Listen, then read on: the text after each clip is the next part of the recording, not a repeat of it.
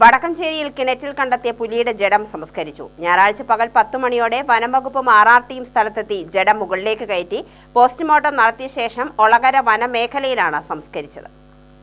Postmortem പരിശോധന ഫലം വന്നതിന് ശേഷമേ മരണകാരണവും ജഡത്തിന്റെ പഴക്കവും അറിയാനാവൂവെന്ന് വനംവകുപ്പ് അറിയിച്ചു. കണ്ണമ്പ്ര പോത്തുചാടിയിൽ കിണറ്റിലാണ് ശനിയാഴ്ച പുലിയുടെ ജഡം കണ്ടെത്തിയത്. പോത്തുചാടിയിലെ സുഗന്ധവ്യഞ്ജനങ്ങളുടെ ഓയിൽ ഉൽപാദന യൂണിറ്റിലെ വളപ്പിലെ കിണറ്റിൽ നിന്നാണ് പുലിയുടെ ജഡം അഴുകിയ നിലയിൽ കണ്ടത്.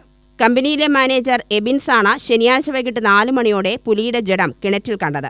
10 മണിയോടെ വനംവകുപ്പും RRT സംഘവും സ്ഥലത്തെത്തി. പുലി ചത്തതെങ്ങനെയെന്ന് വ്യക്തമല്ല.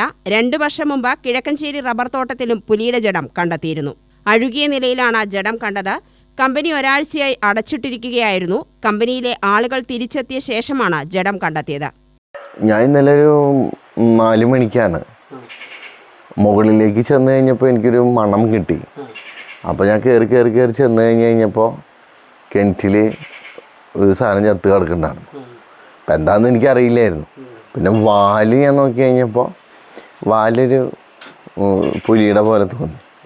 അപ്പോൾ തന്നെ ഞാൻ ഫോറസ്റ്റ് ഓഫീസിലേക്ക് വിളിച്ച് അറിയിക്കുകയാണ് ചെയ്തത്. 2 വർഷം മുമ്പ് ഇതുപോലെ തന്നെ ഇതിലെ ഒരു പുലി കടന്നു പോയിട്ടൊരു ആൾ കണ്ടു എന്ന് പറയുന്നത് കേട്ടു. പിന്നെ ആനശല്യമാണ് ഇവിടെ പ്രധാനമായിട്ടും ഉള്ളത്. അപ്പോൾ വേറെ പിന്നെ മലയണ്ണാൻ, കുരങ്ങ് ഇങ്ങനത്തെ സാധനങ്ങളൊക്കെയാണ് ഇവിടെ കണ്ടേക്കണം. മാനൊക്കെ വരാറുണ്ട്. ഇതൊക്കെയാണ് ഈ ഏരിയയിൽ കൂടുതലായിട്ടും ഉള്ളത്. അഗ്നിശമന സേനയെയും വനംവകുപ്പുകാരെയും വിവരമറിയിച്ചു. തൃശൂർ അതിർത്തിയോട് ചേർന്നാണ് പ്രദേശം. ഏതാനും മാസം മുമ്പ് ഇവിടെ പുലി ആടിനെ കൊന്നതായി കണ്ടെത്തിയിരുന്നു. പ്രദേശത്ത് പുലിയെ കണ്ടതായും നിരവധി വളർത്തുമൃഗങ്ങളെ പുലി പിടിച്ചുകൊണ്ടുപോയതായും റിപ്പോർട്ടുകളുണ്ട്. പുലിയെ കൂടാതെ കാട്ടാന ഭീഷണിയിലുമാണ് ഈ പ്രദേശം. മലയോരപാതയായ മേരിഗിരി പനംകുറ്റി പ്രദേശത്ത് ഒറ്റയാനിറങ്ങി കുടുംബം സഞ്ചരിച്ച വാഹനത്തിന് മുൻപിൽപ്പെട്ടത് ഒരാഴ്ച മുമ്പായിരുന്നു.